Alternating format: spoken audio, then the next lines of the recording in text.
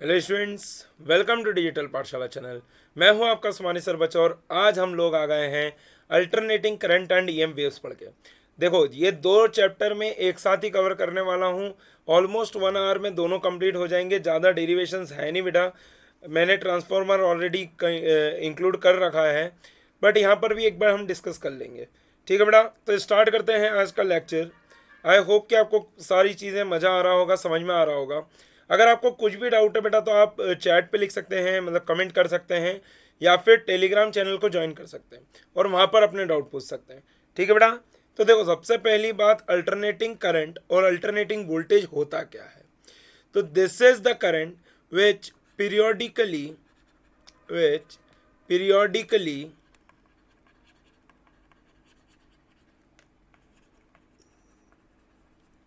Changes its sign, या फिर we can say the direction.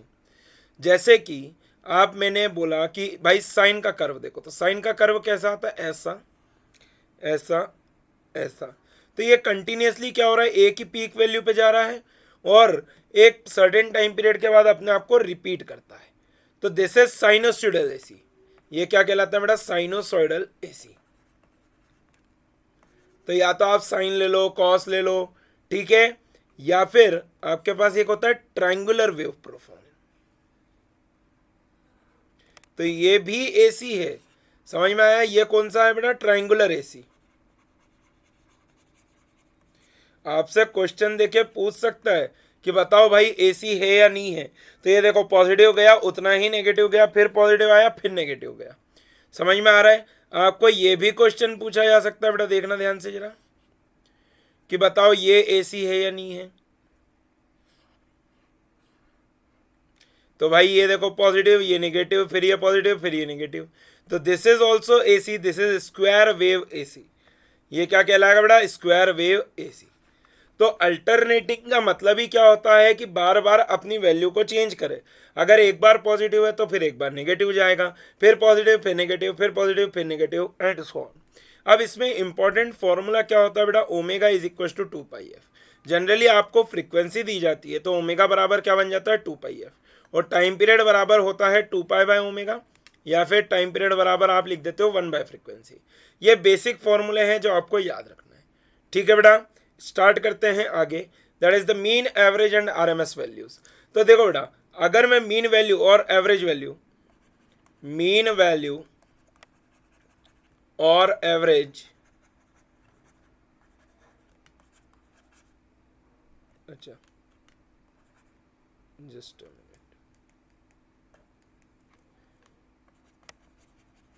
Is 0 for complete cycle.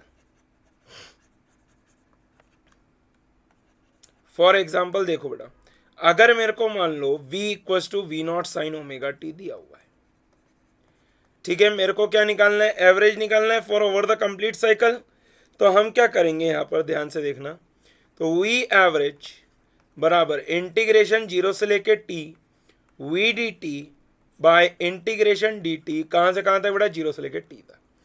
तो v average की अगर मैं बात करता हूं, ध्यान से देखिएगा, इसको मैं क्या लिख दूंगा, v naught sine omega t, और साथ में आ गया डी टी अपॉन में इंटीग्रेशन डी टी, मतलब कि टी बन जाएगा, ये 0 से लेके टी तक। तो यहां पर से देखो, वी एवरेज बराबर क्या बना, वी नॉट, और साइन ओमेगा टी का डिफरेंशिएशन होता है we not by omega cos omega t with a negative sign. ठीक है, कहां से कहां तक बेटा, 0 से लेकर टी तक।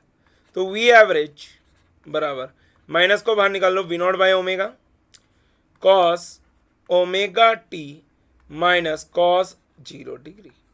ठीक है बेटा, तो वी एवरेज बराबर क्या बन रहा है आपके पास, माइनस का v not by omega, now omega बराबर 2 पाई बाय टाइम पीरियड, तो ये बन जाएगा कॉस 2 पाई माइनस कॉस 0।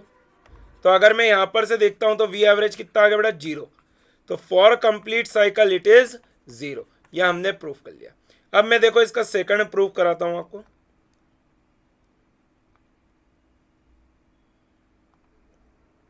मैं आपको इसका सेकंड प्रूफ दे रहा हूं फॉर द हाफ साइकिल। तो बेटा आपको मेजरली तो ये फॉर्मूला भी याद रखना है, अगर पूरा सॉल्व नहीं कर पाओ तो एटलीस्ट फॉर्मूला याद रखो कि v equal to we naught sine omega t दिया मान लो। तो भैया मेरे को एवरेज निकालना है, तो average for the half cycle ऐसा भी लगा के दे सकते हैं, कोई टेंशन वाली बात नहीं है। 0 से लेके t/2 v d t by integration d t. Okay, now this one will be v naught sine omega t d t integration upon में ये हो जाएगा t कहाँ से कहाँ तक, 0 से लेके t/2 तक, यहाँ पर भी 0 से लेके t/2 तक। तो भाई यहाँ पर से देखो average for the half cycle is equal to we not by omega with negative sign again cos omega t 0 से लेके t/2 तक। Okay, and whole divided by it is t/2 minus 0, 2 ऊपर चले जाएगा। तो देखो वी एवरेज बराबर क्या बन रहा है, माइनस का 2v0 बाय ओमेगा टी। अब देखो ऊपर क्या बनेगा, cos omega t/2 minus cos 0। समझ में आया बेटा? तो v average in this case will be equal to omega t मतलब कि 2 होता है, ठीक है, और कॉस पाई माइनस कॉस 0। ठीक है बेटा? तो यहां पर से आप देखो वी एवरेज बराबर क्या बन रहा है आपके पास, 2v0 बाय पाई। तो ये तो काय के लिए निकाला, वोल्टेज के लिए। करंट होता तो करंट को आप क्या ले लोगे, I बराबर I0 साइन ओमेगा टी, जो भी दिया हो उसके हिसाब से। तो अगर करंट होगा तो 2I0 बाय पाई, वोल्टेज है तो कितना हो गया बेटा, 2v0 बाय पाई। ये याद रखना है। अब इसमें v0 क्या होता है, पीक वोल्टेज। क्या बोलते हैं इसको बेटा, peak voltage. v0 is the peak voltage और I0 is the peak current. क्या होता है बेटा, पीक करंट। ठीक है, आगे चलते हैं और एवरेज का आरएमएस का सॉल्व करेंगे। मैंने आपको यह बता दिया, अब आरएमएस सॉल्व करते हैं। तो v इक्वल टू लेट से आपको दे रखा है v0 साइन ओमेगा टी। अब हमको आरएमएस निकालना है, तो बेटा नाम से क्लियर होना चाहिए, रूट मीन स्क्वायर। ओके, क्या है ये, रूट मीन स्क्वायर। तो under root of v square d t integration 0 से लेके t whole divided by integration d t 0 से लेके टी। ठीक है बेटा? तो यहां पर से देखो v बराबर क्या बनेगा, integration under root of integration v0 square sine square omega t d t upon में इंटीग्रेशन डी टी 0 से लेके टी तक, 0 से लेके टी तक। अब देखो साइन स्क्वायर ओमेगा टी का इंटीग्रेशन जो है ना, वो डायरेक्ट नहीं कर सकते आप। कैसे करेंगे, साइन स्क्वायर ओमेगा टी को आपको क्या लिखना पड़ेगा बेटा, 1 minus cos 2 omega T by 2 substituted over here. तो v बराबर क्या बन जाएगा, v0 को तो बाहर ही निकाल दो, कोई दिक्कत नहीं है, अंडर रूट ऑफ इंटीग्रेशन 0 से लेके टी तक 1 minus cos 2 omega T by 2 और साथ में क्या आ जाएगा d t whole divided by क्या बन जाएगा बेटा, टाइम पीरियड। यस और no everyone?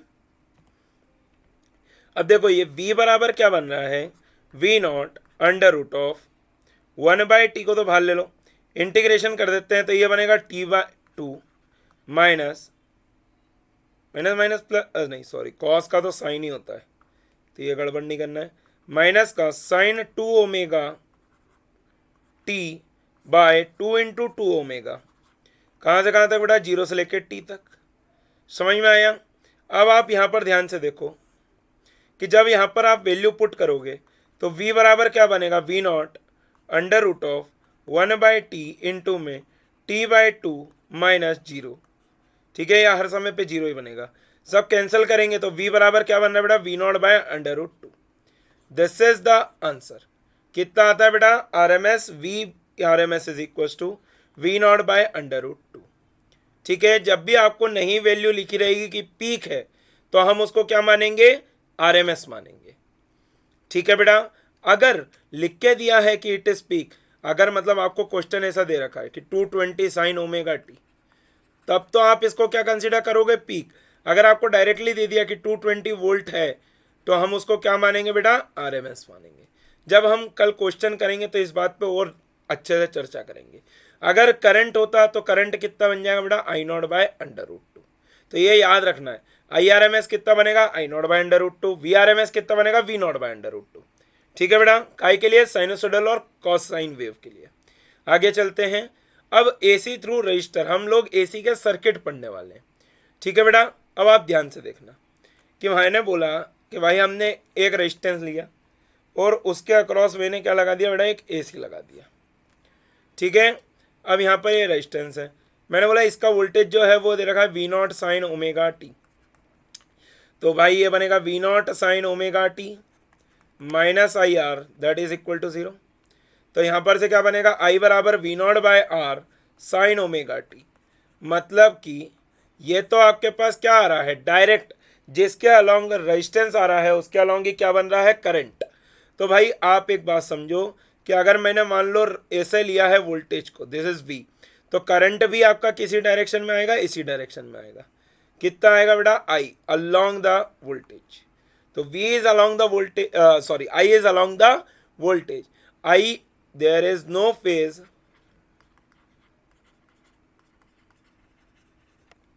Difference in V and I for resistor. ठीक है बेटा, अगला देखते हैं एसी थ्रू कैपेसिटर। देखो बेटा, अभी अपन इंडिविजुअल पढ़ रहे हैं, बाद में इनका सीरीज पढ़ाऊंगा। मैं तो बोलता हूँ सीधे वही याद रखो। ठीक है, तो यहाँ पर से देखो एक कैपेसिटर लिया और इसके अक्रॉस मैंने क्या कर दिया? एक एसी करंट को फीड कर दिया। ठीक है, तो यहाँ पर से देखो मैंने बोला कि इस पे चार्ज प्लस क्यू आ गया, इधर वाली प्लेट पे माइनस क्यू आ गया। तो भाई इसको वोल्टेज दिया we naught sine omega T. तो भाई अगर मैं लूप लॉ लिखता हूँ ऐसे, तो माइनस का क्यू बाई सी प्लस में we naught sine omega t must be equal to 0 कर देंगे। तो भाई यहाँ पर से देखो क्यू बाई सी बराबर we naught sine omega T आ जाएगा। ठीक है, तो क्यू बराबर क्या बनेगा? वी नॉट सी इंटू में साइन ओमेगा टी, है ना। अब मुझे पता है आई बराबर क्या होता है बेटा? D Q by D T. I बराबर क्या होता है? D Q by D T. इसको डिफ्रेंशिएट कर दो, V naught C omega cos omega T. ठीक है, तो आई बराबर क्या हो रहा है? We not by 1 upon omega C, ऐसा लिख सकता हूं मैं इसको। इनटू में क्या आ रहा है बेटा? Cos omega T. ठीक है, तो आई को मैं क्या लिख सकता हूं? वी नॉट अपॉन में 1 बाय ओमेगा सी इंटू में sine omega T plus pi by 2। ठीक है, क्या लिख देंगे? Sign omega T plus pi by 2। ठीक है, अब आप ध्यान से देखो, 1 अपॉन ओमेगा सी को हमने एक रेजिस्टेंस से, क्योंकि इसके यूनिट क्या आएंगे बेटा? ओम। इसके यूनिट का में आएंगे ओम। तो XC is known as capacitive reactance. क्या बोलेंगे बेटा इसको? Capacitive reactance. इसके एसआई यूनिट क्या होते हैं? ओम। एसआई यूनिट क्या होता है बेटा? ओम। अब यहां पर ध्यान से देखना, तो आई बराबर में क्या बना दूंगा? V not by XC that is sine omega T plus pi by 2। Okay बेटा, तो इसको मैं ऐसा लिख देता हूं, आई बराबर I naught sine omega T plus pi by 2। और आई नॉट किसके बराबर है? वी नॉट बाय एक्सी के। अब इसका अगर फेजर डायग्राम देखते हैं, ध्यान से देखना। अगर इसका मैं फेजर डायग्राम देखता हूं, तो अगर मैंने वोल्टेज, अगर मान लो करंट को मैंने इधर लिया आई, तो ये क्या आ जाएगा? Voltage across the capacitor. VC नीचे रहेगा, that is pi by 2 behind the current. Okay बेटा, आगे चलते हैं। एसी थ्रू इंडक्टर, ध्यान से देखो बेटा, एसी थ्रू इंडक्टर। तो इंडक्टर से जब हमको पास कराना है, ध्यान से देखिएगा, तो यहां पर से मैंने सप्लाई कर दिया we naught sine omega T, this is inductor L. तो what I can write? That is minus का L D I by D T plus में we naught sine omega T, that must be equal to 0। तो यहां पर से क्या बन जाएगा? V naught L D I by D T that is equal to we naught sine omega T. तो भाई यहां पर से आप देखेंगे d I by D t बराबर क्या बनेगा? We not by L sine omega t. अब मेरे को पता है कि भाई हमको तो आई चाहिए, तो आई को यहां से निकालेंगे, तो डी आई बराबर we not by L sine omega t d t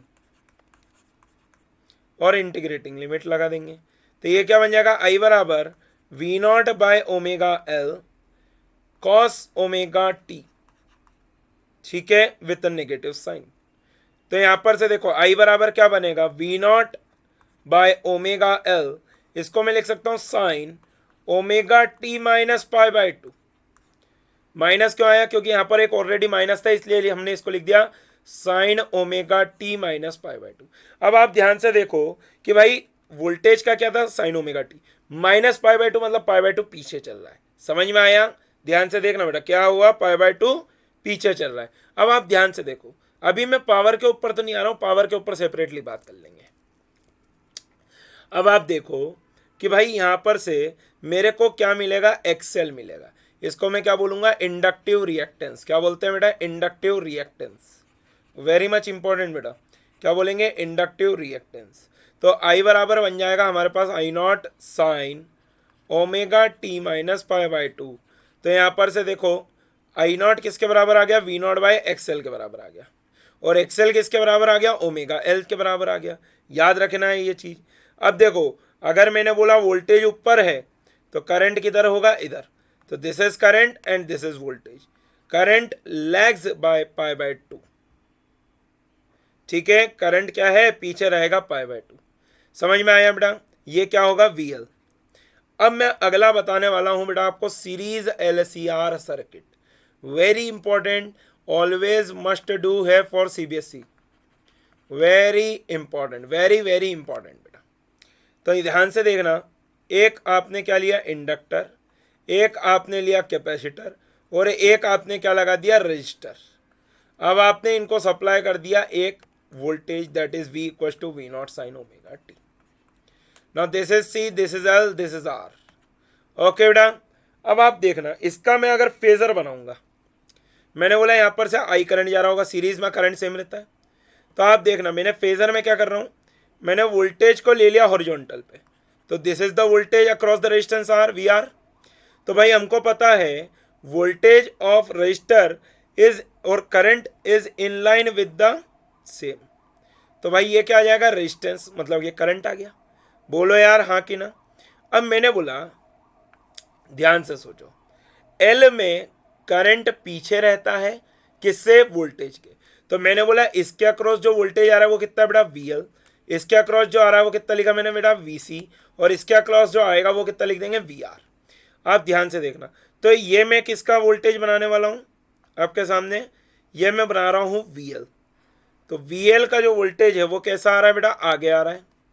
okay, अब वीसी देखते हैं, तो वीसी कैसा आएगा बेटा? पीछे, है ना? अब आप एक बात बताओ, क्या आपको मैंने वेक्टर सॉल्व करना सिखाया है? बोलो यार, अभी 2 दिन पहले ही बताया था ना। अरे जब वो फोर्स का बता रहा था, मतलब इलेक्ट्रोस्टैटिक्स में।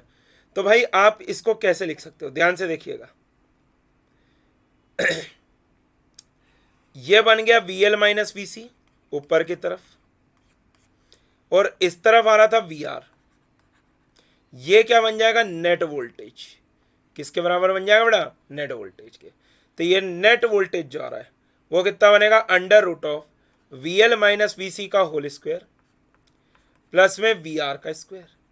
अब आप देखिए ध्यान से, इसको मैं क्या लिख दूंगा? I into Z, that is the net current into में जेड। जेड का मतलब होता है बेटा इम्पीडेंस ऑफ द सर्किट। इसको आप क्या लिखोगे? I XL minus I XC का स्क्वायर प्लस में आई आर का होल स्क्वायर। आई को कॉमन निकाल दो, आई जेड बराबर क्या बनेगा बेटा? Under root of I XL minus XC का होल स्क्वायर, ये भी आई स्क्वायर, प्लस में आई स्क्वायर आर स्क्वायर। तो देखो आई से आई कट जाएगा, तो जेड बराबर क्या बना? Under root of XL minus XC का होल स्क्वायर प्लस में आर स्क्वायर। अब आप देखो करंट किसके अलोंग था? भाई करंट तो वी आर के अलोंग था, करंट मतलब यहां पर आ रहा है, और वोल्टेज नेट हमारा ये आ रहा है। ये क्या बन गया? Net voltage. अब देखो इनके बीच में ये एंगल फाई आ रहा है, तो आप ध्यान से देखो टेन फाई बराबर आप क्या लिख सकते हो? वीएल माइनस वीसी, जरूरी नहीं है ऊपर हो इसलिए मॉड लगा रहा हूं, VL minus VC upon v R. ध्यान से देखिएगा बेटा, टेन फाई बराबर क्या बन जाएगा? आई एक्सएल, भाई आई को कॉमन ही निकाल लो यार, एक्सएल माइनस एक्सी अपॉन में आई आर। आई से आई को काट दो, टेन फाई बराबर क्या बना बेटा? एक्सएल माइनस एक्सी अपॉन में आर।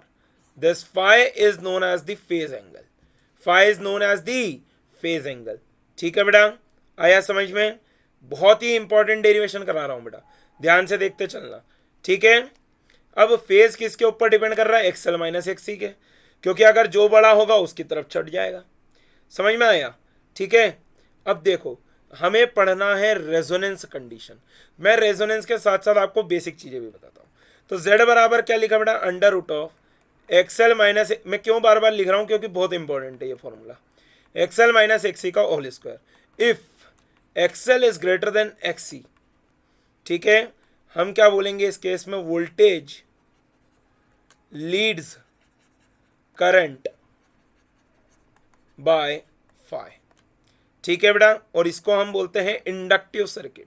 क्या बोलेंगे इस केस में? Inductive circuit. If this is the first case. Second case बेटा, if XL is less than XC, we will say voltage lags current by phi, and this is known as capacitive circuit. क्या बोलेंगे बेटा? Capacitive circuit.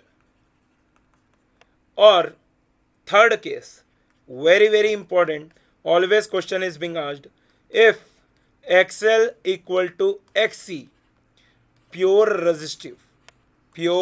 Resistive, और इसी को बोलते हैं हम लोग रेजोनेंस। क्या बोलेंगे बेटा? रेजोनेंस। तो रेजोनेंस के केस में एक्सएल बराबर XC. Now what is the formula for XL? That is omega L. What is the formula for XC? That is 1 upon omega C. तो यहां पर से देखो ओमेगा स्क्वायर बराबर क्या बनेगा? 1 अपॉन एल सी। तो ओमेगा बराबर कितना बनना? 1 upon under root of L C. क्या बना? ओमेगा बराबर 1 upon under root of L C. आपसे पूछ सकता है फ्रीक्वेंसी बताओ, तो 2 पाई एफ बराबर 1 upon under root L C. तो भाई एफ बराबर क्या बन जाएगा? 1 upon 2 pi under root of L C. Yes और नो एवरीवन? तो ये आ जाएगी आपके पास फ्रीक्वेंसी। समझ में आता है? आगे चलते हैं, ये बेटा बहुत ज़्यादा इंपॉर्टेंट है, मैं फिर बता रहा हूँ, अच्छे से समझना। आगे चलते हैं, that is power and power factor. तो देखो बेटा, हमें पावर और पावर फैक्टर पढ़ना है, तो ध्यान से समझिएगा। अभी अभी मैंने आपको ये तरीका बताया कि भाई यहाँ पर से करंट आ रहा है आई, और यहाँ पर से ये वोल्टेज आ रहा है वी। ठीक है, तो यहाँ पर से आप देखो इनके बीच में एक फाई का फेज डिफरेंस आ रहा है ना। तो यहाँ पर से आप देखिएगा, अगर मुझे निकालना है पावर, तो पावर में लिखूंगा आई वी। ठीक है, पावर बराबर हो जाएगा आई वी। अब आई की इक्वेशन क्या लिखेंगे? I naught sine omega T minus phi. Okay, and V बराबर क्या लिख देंगे बेटा? V naught sine omega T. ठीक है, तो मैंने बोला पावर बराबर क्या बन जाएगा बेटा? I naught V naught sine omega T minus phi into में साइन ओमेगा टी।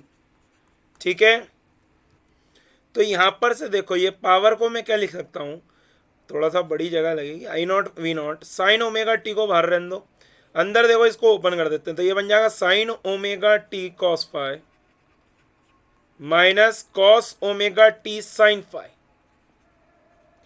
ठीक है बेटा, अब आप ध्यान से देखना, तो यहां पर से पावर बराबर क्या बन जाएगा? I naught V naught sine square omega T cos phi minus sine omega T cos omega T sine phi. ठीक है, अब मेरे को क्या निकालना था? Average power. मैंने बोला 2 से मल्टीप्लाई कर दो, 2 से डिवाइड कर दो, तो पावर बराबर क्या बनेगा बेटा? I naught V naught by 2 into में यह बन जाएगा 2 sine square omega T cos phi minus यह बन जाएगा sine 2 omega T sine phi. ठीक है बेटा, अब अगर मेरे को एवरेज पावर निकालना है, तो पावर एवरेज बराबर आप क्या कर दोगे? 1 upon T times of integration 0 to T, यह बन जाएगा I naught V not by 2 into में 2 sine square omega T cos phi minus sine 2 omega T sine phi. ठीक है बेटा, अब आप यहाँ पर ध्यान से देखिए कि ये जो एवरेज पावर निकल के आती है बेटा, वो कितनी आती है? आप इतना लिखने के बाद डायरेक्टली भी वैल्यू पुट कर सकते हैं। कितना आ जाएगा बेटा? ये I naught V naught by 2 into में कॉस फाई। ठीक है, तो यहाँ पर से देखो ये जो एवरेज पावर आ जाती है बेटा, उसको आप क्या लिख सकते हो, I naught by root two, into में we naught by root two, और इंटू में क्या हो जाएगा बेटा कॉस फाइव। तो यहाँ पर से देखो इधर साइड में लिख रहा हूँ मैं, तो पावर एवरेज बराबर क्या बन जाएगा बेटा, I R M S V R M S cos phi. ठीक है, this cos phi is known as power factor, इसी को क्या बोलते हैं बेटा हम, power factor. Okay, and cos phi बराबर क्या होता है, आर बाय जेड के बराबर। कॉस फाइव किसके बराबर हो जाएगा बेटा, आर बाय जेड। अरे आप यहाँ पे देखिए ना, किसके बराबर हो जाएगा, आर बाय जेड के बराबर हो जाएगा। अब आप यहाँ पर से देखिए, इसमें दो टाइप के करंट आते हैं, एक होता है आई नॉट कॉस फाइव, इसको हम बोलेंगे एक्टिव पार्ट ऑफ करंट। क्या बोलेंगे बेटा, active part of current, that is along voltage, that is along voltage. और इसके कारण ही क्या आ रहा है बेटा, पावर आ रहा है, क्योंकि power in the complete cycle will be zero. तो मतलब अगर इंडक्टर होगा तो इसको बोलेंगे हम active part of the current. और दूसरा होता है आई नॉट साइन फाइव, इसको हम बोलते हैं बेटा वॉटलेस करंट। क्या होता है ये, wattless current, because it is at 90 degree in phase with voltage. ठीक है बेटा, तो इसके कारण पावर जीरो होता है, power is zero due to this. Power बराबर कितना आएगा बेटा, जीरो। आया समझ में, this is all about the power in an AC circuit. आगे चलते हैं, थोड़ा सा रुकना पड़ेगा क्योंकि हैंग होने लग गया लैपटॉप। देखो बेटा, नेक्स्ट हमें पढ़ना है शार्पनेस क्वालिटी फैक्टर। तो quality factor is basically the resonance frequency upon में बैंडविड्थ होता है बेटा। ठीक है, अब आप यहां पर ध्यान से समझो, रेजोनेंस फ्रीक्वेंसी का फॉर्मूला क्या था, 1/2 under root L C upon में resonance, that is the resistance. ठीक है बेटा, अब आप यहां पर देखो ध्यान से,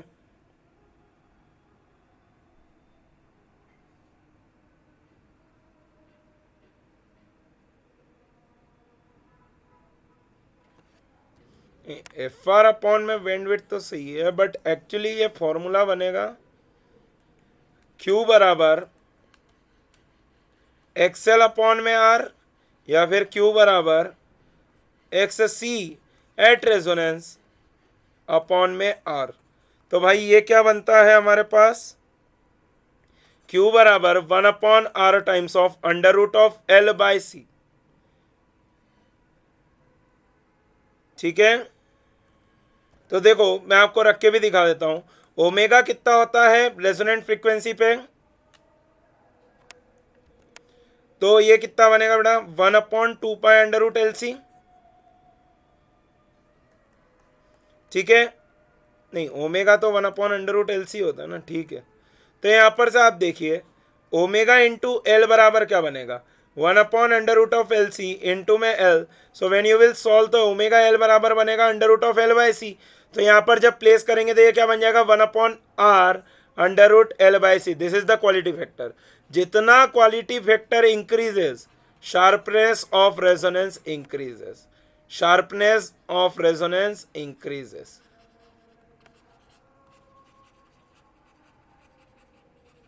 इंक्रीजेस। ठीक है बेटा, तो ये ध्यान रखिएगा, जितना कम रेजिस्टेंस उतना ज़्यादा क्या होगा। जैसे कि मान लो आपको एक क्वेश्चन ऐसा पूछा जा सकता है, ये वाले को बहुत इंपॉर्टेंट मार्क कर लेना बेटा। ये देखो एक क्वेश्चन दिखा रहा हूँ कि ऐसे 3 ग्राफ बना दिए जाएंगे आपके सामने। ठीक है, this is all the sharpness of resonance. इसको R1 लिख देंगे, इसको R2 लिख देंगे और इसको R3 लिख देंगे। शार्पनेस किस में सबसे ज़्यादा है, जिसमें डेल्टा एफ सबसे कम आएगा, बैंडविड्थ सबसे कम आएगी। तो R1 ज़्यादा शार्प है। ठीक है, तो रेजिस्टेंस R1 जो होगा वो कम होगा R2 से, और सबसे कम किसका होगा, R3 से होगा। जैसे कि मैं आपको अगर एग्जांपल दूं, तो आप एक सस्ता मतलब कोई भी FM रेडियो का कनेक्टर ले लो और एक आईपॉड ले लो। So what is the difference, क्यों कनेक्टिविटी में अंतर आएगा, that is the sharpness of resonance. ठीक है बेटा, आगे चलते हैं। एसी खत्म होता है इस पे, आगे चलते। अच्छा, ट्रांसफार्मर में आपको ऑलरेडी पढ़ा चुका हूँ, works only with the AC, ये आपको याद रखना है। ठीक है बेटा, ट्रांसफार्मर में आपको ऑलरेडी पढ़ा चुका हूं किसके ऊपर बेस्ड होता है, म्यूचुअल इंडक्शन के ऊपर, it is based on the mutual induction. ठीक है बेटा, आगे करते हैं, आगे चलते हैं। देखो बेटा, अब अपन स्टार्ट कर रहे हैं electromagnetic waves, very important for the CBSE. ज़्यादा कुछ नहीं होता, 2-4 चीज़ें याद करनी है और आपको फुल मार्क्स मिल जाएंगे। ये किसने निकाला था, मैक्सवेल ने निकाला था। कैसी वेव्स होती हैं, ट्रांसवर्स वेव्स होती हैं। अब ट्रांसवर्स वेव होती है इलेक्ट्रोमैग्नेटिक वेव में, आपको नाम से समझ में आना चाहिए बेटा, electro as well as magnetic. तो ये दे रखा है, इलेक्ट्रो मतलब कि इलेक्ट्रिक फील्ड और मैग्नेटिक मतलब कि मैग्नेटिक फील्ड। ठीक है बेटा, इन दोनों के कॉम्बिनेशन के साथ में क्या बनेगी बेटा, आपके पास इलेक्ट्रोमैग्नेटिक वेव्स बनती है। अब देखो आप यहां पर ध्यान से, electric field, magnetic field and direction of propagation all are perpendicular to each other, ये याद रखना है। Electric field comma magnetic field and direction of propagation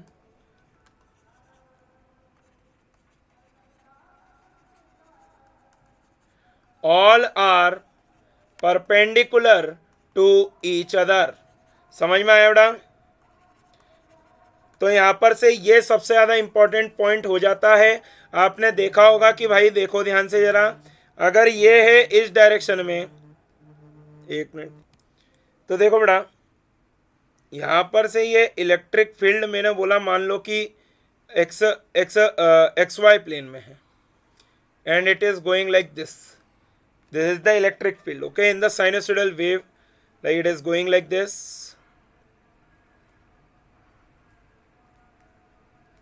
अब नहीं मिटा रहा मैं क्योंकि वापस से फिर बनाना पड़ जाएगा। ठीक है, और मैं रेड से बनाता हूं मैग्नेटिक फील्ड को। तो मैग्नेटिक फील्ड बनेगी इन दिस डायरेक्शन, देखना ध्यान से जरा, ऐसे करके बनेगी मैग्नेटिक फील्ड। मैग्नेटिक फील्ड दूसरे प्लेन में है, दोनों एक दूसरे के परपेंडिकुलर बनेंगी बेटा। समझ में आया? तो ये ऐसी ऐसी ऐसी ऐसी कर रही है, मैग्नेटिक फील्ड ऐसी ऐसी ऐसी कर रही है, वेव आपकी इस डायरेक्शन में जा रही है। समझ में आया? देखो फिर से देखना, ये इस डायरेक्शन में, आपकी मैग्नेटिक फील्ड इस डायरेक्शन में, वेव जा रही है हॉरिजॉन्टल। समझ में आया? तो वेव प्रोपगेशन आ रहा है इस डायरेक्शन में, इलेक्ट्रिक फील्ड वाइब्रेट कर रही है वर्टिकल प्लेन में और मैग्नेटिक फील्ड वाइब्रेट कर रही है हॉरिजॉन्टल प्लेन में। तो यहाँ पर से आपके पास 3 प्लेन आ रहे हैं जिसमें आपकी वेव को इस तरीके से रहेगा। तो ये तीनों चीजें आपस में कैसी होनी चाहिए, परपेंडिकुलर होनी चाहिए। So speed of light is 3 × 10⁸ metre per second. तो यहाँ पर से ये सी की वैल्यू होती है बेटा 1/√μ0 ε0। ये भी आपको याद रखना बहुत ज़्यादा जरूरी है। That is C is equal to 1/μ0 √μ0 ε0। अगर मान लो कोई भी मीडियम दिया होगा तो हम उसके लिए वेलोसिटी और स्पीड ऑफ लाइट को हम कैसे निकालते हैं, ध्यान से देखिएगा। तो भाई v बराबर बनेगा 1/√μ इंटू एप्सलॉन। तो यहाँ पर से देखो v बराबर क्या बनता है, 1/√μr एप्सलॉन r μ0 ε0। ठीक है, तो यहाँ पर से देखो ये v बराबर क्या बनता है बेटा, उधर नहीं लिखता हूँ, आपको दिखेगा नहीं क्योंकि मैं हूँ उधर। तो 1/√में μr एप्सलॉन r, ठीक है, इंटू में c। सो दैट मीन्स ये √μr एप्सलॉन r क्या बन जाता है, refractive index of the medium.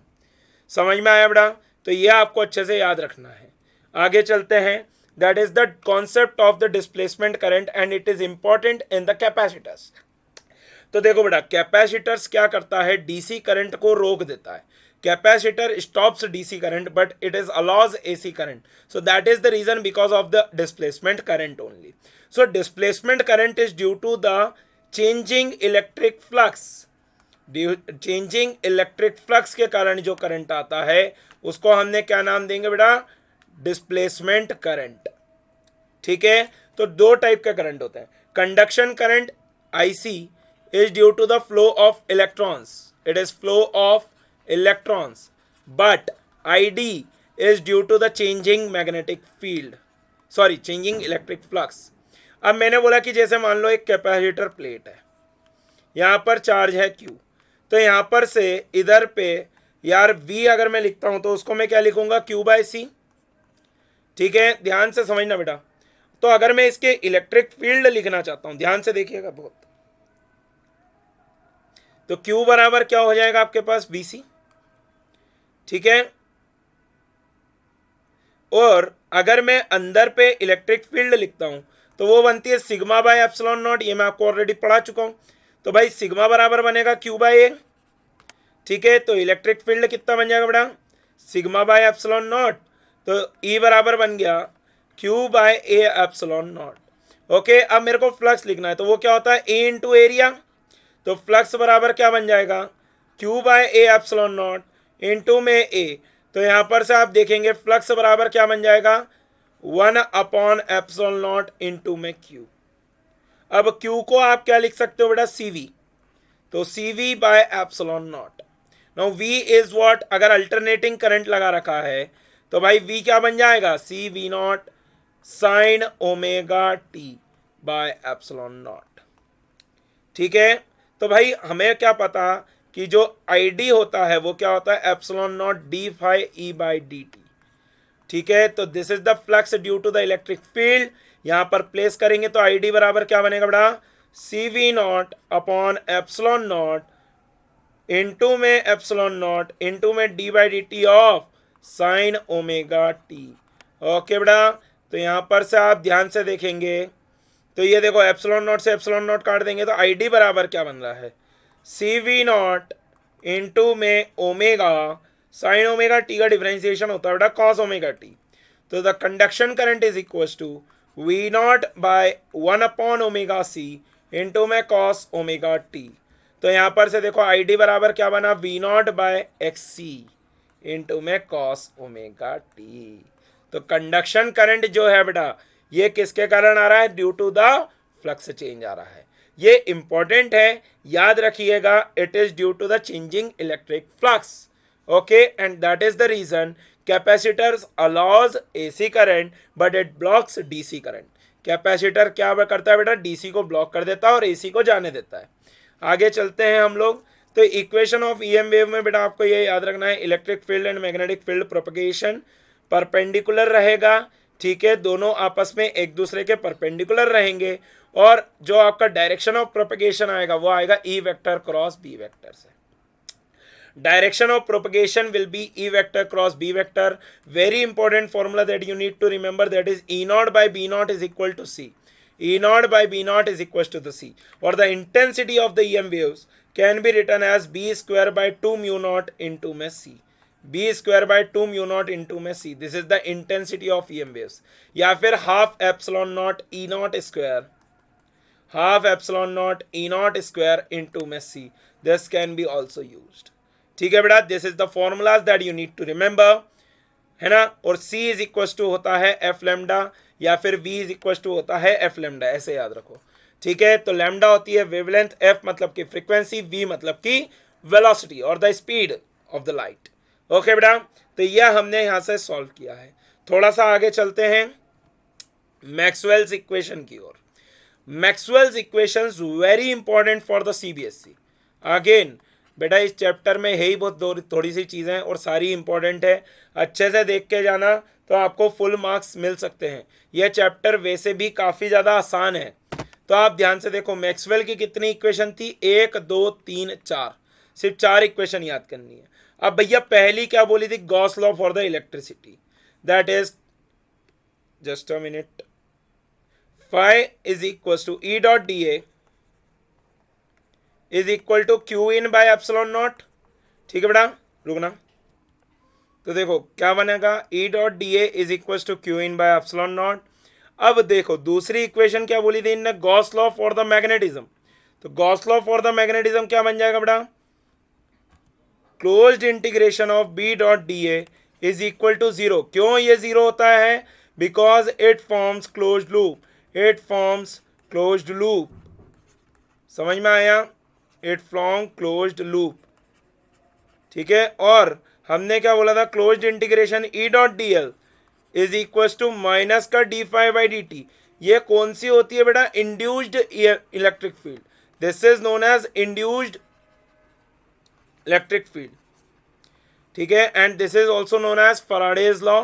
और जो आखिरी बोली थी बेटा, closed integration B dot D L is due to both, that is conduction current as well as displacement current.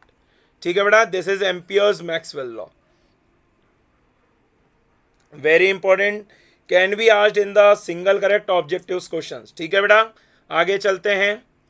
Electromagnetic spectrum बेटा ये याद करने का है, प्योर रट्टाफिकेशन। मैं तो बोलूंगा 19 तारीख को, 19 फरवरी को ये वाले चार्ट को बिल्कुल अच्छे से याद कर लेना। विजिबल रीजन कहां से कहां तक जाता है, 400 नैनोमीटर से लेकर 700 नैनोमीटर तक। गामा रेस का रीजन क्या है ये आपको याद रखना है। वेवलेंथ इधर दे रखी है, इधर आपको फ्रीक्वेंसी दे रखी है। ठीक है बेटा, अगर आप कोई सी भी एक चीज याद कर लो, मेरे हिसाब से तो फ्रीक्वेंसी याद कर लो, तो फ्रीक्वेंसी याद कर लोगे तो 3 × 10⁸। लेट से मैं आपको दिखाता हूँ एक चीज, बोलो यहाँ की फ्रीक्वेंसी कितनी है बेटा, 10⁻23 इंटू में मैंने बोला यहाँ का लैम्डा, लैम्डा ले लो, तो भाई ये कितना आ रहा है, 3 इंटू में 10⁻23 में से 8 गए, कितना बचता बेटा, 23 में से 8 जाएंगे, बचेगा 15, तो 3 × 10⁻−15, तो भाई अप्रोक्सीमेटली सेम लेवल आ गया। ठीक है, तो अगर आपको दोनों याद नहीं करते बने तो एटलीस्ट एक याद करो, है ना, पर निकालने का तरीका आपको याद होना चाहिए, जो कि मैंने आपको बता दिया है। ठीक है बेटा, देखो अब ध्यान से जरा आगे चलते हैं। Then the uses of EM waves, again very very much important बेटा, you need to learn, very much important it is, you need to learn. Radio wave wavelength is greater than 0.1, rapid acceleration deceleration of electron in aerials और receiver aerials, ये generally काय में use होता है, receivers के काम में आता है। Microwave 0.1 metre to 1 mm। ठीक है, कैसे बनता है ये भी पढ़ना है। NCERT का फोटो इसलिए ही लेके आया हूं, कुछ भी अलग नहीं पढ़ा रहा हूं, आपको याद रखना है। डिटेक्शन का ऐसे करते हैं, पॉइंट कांटेक्ट डायोड से। Infrared 1 mm to 700 mm, vibration of atoms से होता है बेटा। ठीक है, किस लिए यूज में आता है, फोटोग्राफिक फिल्म से हम डिटेक्ट करते हैं इसको। ठीक है, लाइट तो विजिबल लाइट तो आपको पता ही है काय काय में यूज कर लेंगे हम। अल्ट्रावायलेट का क्या काम है, एक्सरेज की रेंज क्या है, ये सब आपको बेटा अच्छे से देखना है। ठीक है, again the usage of every single you need to learn बेटा, एवरी सिंगल। देखो रेडियो वेव्स आपको किस में रेडियो कम्युनिकेशन में यूज होगी, किस में यूज होगी बेटा, रेडियो कम्युनिकेशन में। आपने जो देखा होगा वॉकी टॉकी वगैरह वो सब इस पे वर्क करते हैं। माइक्रोवेव काय में यूज होगा बेटा, टेलीकास्टिंग में यूज होता है। काय में यूज होता है, टेलीकास्ट में यूज होता है बेटा। और रेडार में, it is also used in the radar, ये भी याद रखिएगा। Infrared killing germs, killing germs, और मेडिसिनल वर्क पे भी यूज किया जाता है। ठीक है, नॉर्मल ह्यूमन लाइट तो आपको पता ही है क्यों यूज करते हैं, देखने के लिए चीजों को। ठीक है, अल्ट्रावायलेट रेज, अल्ट्रावायलेट रेज काय में काम में आएगी बेटा,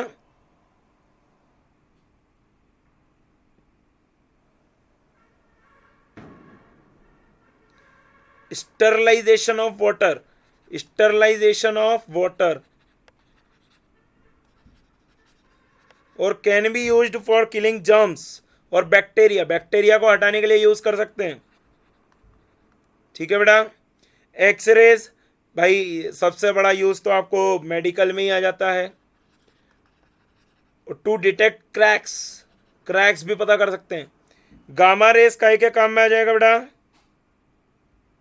ये रेडियो एक्टिविटी के काम में आता है, और it is also used in the medical treatment. काय में यूज होता है, मेडिकल ट्रीटमेंट में बेटा। समझ में आया, इसको आपको पढ़ना ही है, बहुत इंपॉर्टेंट है बेटा ये। ठीक है, सो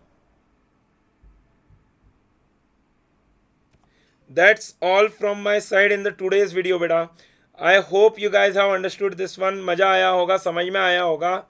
आज थोड़ा सा जल्दी भी सेशन ख़त्म हो गया, बट जितना था पूरा पोर्शन बेटा कवर किया है। तो आप एक बात समझो कि सिर्फ ये 45 मिनट अगर आप दे देते हो तो आपके 2 चैप्टर बहुत अच्छे से कंप्लीट होते हैं।